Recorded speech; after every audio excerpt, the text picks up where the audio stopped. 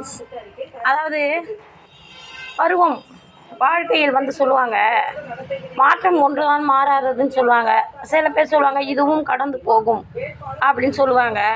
ஆனால் சரி, நாம் வந்து ஒரு சின்ன ஒத்தையடி பாதை மாதிரி ஒரு காவா ஓடுது. அந்த காவாயை இதை கடந்து விட்டோம்னு கடந்தாக்கா அடுத்த ஒரு பெரிய காவா வருது. அந்த பெரிய காவாயை கடந்தோம்னா அப்புறம் ஒரு ஆறு வருது. அந்த ஆற்றை கடந்துட்டோம்னா கஷ்டப்பட்டு கடல் வருது ஃப்ரெண்ட்ஸ். அந்த கடலை கடக்கிறதுங்காட்டி நம்மளுடைய ஆயுட்காலம் முடிந்து விடுகிறது. இதுதான் இதுவும் கடந்து போகும் அப்படிங்கிறது என்னுடைய வாழ்க்கையிலையோ அப்படின்னு சொல்லிட்டு நான் யோசிப்பேன் ஃப்ரெண்ட்ஸ். நான் வந்து எங்கள் தெருவில் பாதாம் கன்று வச்சுருக்கேன். அந்த பாதாம் கன்றுலேருந்து டெய்லி விடுற அந்த தழையெல்லாம் மறுநாள் காலையில் வந்து குப்பை பெருக்கிறவங்க வந்து அதை வந்து கூட்டணுன்னா அவங்க அதுக்கு ரொம்ப வருத்தப்படுவாங்க. ஆக்சுவலி அந்த தழை நானாக போடல, மரம் பழுத்து இலவுது காலத்தில் தழை கொட்டுது. இதனால் அந்த தழையெல்லாம் பொறுக்கி சேமித்து வச்சு நான் தோட்டத்தை கொண்டாந்து கொட்டுவேன்னா, இன்றைக்கி எனக்கு அதில் ஒரு கருத்து தோன்றுச்சு. திருமூலர் வந்து என்ன சொல்கிறாரு, திருமந்திரம் அப்படிங்கிற ஒரு நூலில் நான் வந்து 25 வருஷத்துக்கு முன்னாடி படித்தது தான் ஃப்ரெண்ட்ஸ். இப்போ எதுவும் நான் புக்கெல்லாம் எடுக்கிற நிலமையில இல்லையா. அதில் வந்து ஒரு பாடலில் வந்து இந்த இளமையின் மூப்பு அப்படிங்கிறதுக்கு வந்து ஒரு விஷயம் வந்து சொல்லுவாங்க.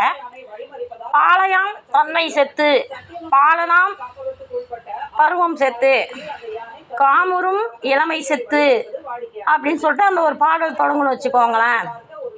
இப்படி ஒவ்வொரு நாளும் நம்ம வந்து மனிதர்கள் பிறந்த அன்றிலிருந்து வளர்கின்றோம் என்றால் வளர்ச்சி என்பது மரணத்தை நோக்கி செல்கிறது. ஒவ்வொரு நாள் மரணத்தை நோக்கி சென்று கொண்டே இருக்கின்றோம். இப்படி ஒவ்வொரு நாளும் செத்து போகும் நாமே நாளைக்கு சாக போகிற நம்ம வந்து இன்றைக்கி வந்து நம்ம செத்தவங்களுக்காக அழுகுறோம் அப்படின்னு சொல்லிட்டு பக்தி இலக்கியங்கள் எல்லாமும் அந்த பாடலை காட்டுது. ஊரெல்லாம் கூறி ஒப்பாரி வைத்துட்டு பேரினை நீக்கி பிணம் என்று பேர் வைத்து அப்படின்னு சொல்லிட்டு அந்த பாடல் காட்டுது ஃப்ரெண்ட்ஸ்.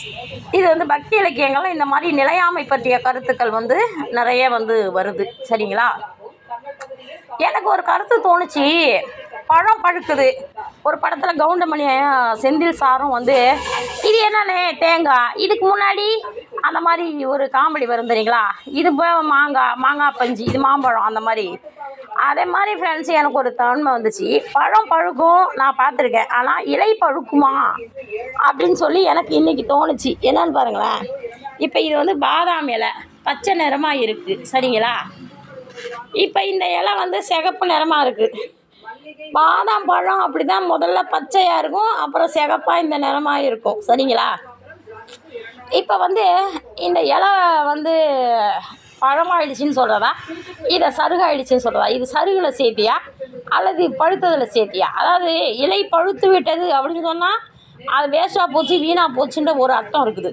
இங்கு பழம் என்பது பழுத்தல் என்பது பதமாகி விட்டது, முத்தி போச்சு. பழம் பழுத்துருச்சின்னு சொன்னால் என்ன அர்த்தம், பதத்துக்கு வந்துருச்சின்னு அர்த்தம் இல்லையா. வாழை இலையில இலை பழுத்து போச்சுன்னா என்ன அர்த்தம், அந்த இலை வீணாக போச்சுன்னு அர்த்தம். பழுத்தல் அப்படிங்கிறதுக்கு 2 பொருள் இருக்குது. இது என்ன பொருள், ஆனால் இந்த இலை விழுந்து போச்சு, ஆனால் இது சருகாகுதுன்னு அர்த்தம். ஆனால் இதோட கலர் பாருங்கள், பாதாம் பழம் கலராகவே இருக்குதா. அதை தான் வந்து உங்ககிட்ட காட்டணும் சொல்லணும்னு தோணுச்சு, நான் சொன்னேன். உனக்கு இதை பற்றி உங்களுக்கு ஏதாவது தோணுதுங்களா. எனக்கு ப்ளீஸ் தயவு செஞ்சு கமெண்ட் பண்ணுங்கள் ஃப்ரெண்ட்ஸ்.